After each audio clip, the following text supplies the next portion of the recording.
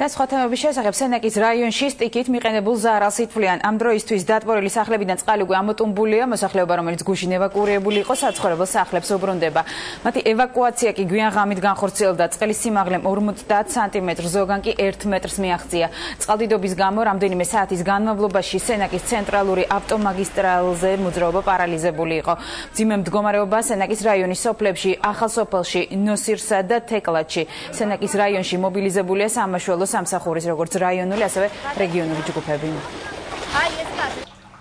ზოგია.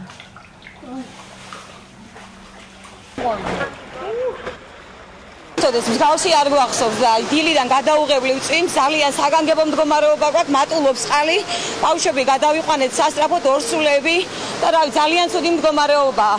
სახლები დატბორილია, ჩვენთან შემოვიდა სახლი, ძალიან დიდი წყალი იყო, რაღაც გავუგონარი, ჩვენ არ გვინახია ასეთი წყალი, პირველი სართული მთლიანად დაიტბორა, ყველაფერი განადგურდა ფაქტიურად რა. და მარტო ჩვენ სახლში კი არა, მთელი სამეზობლო ასეა.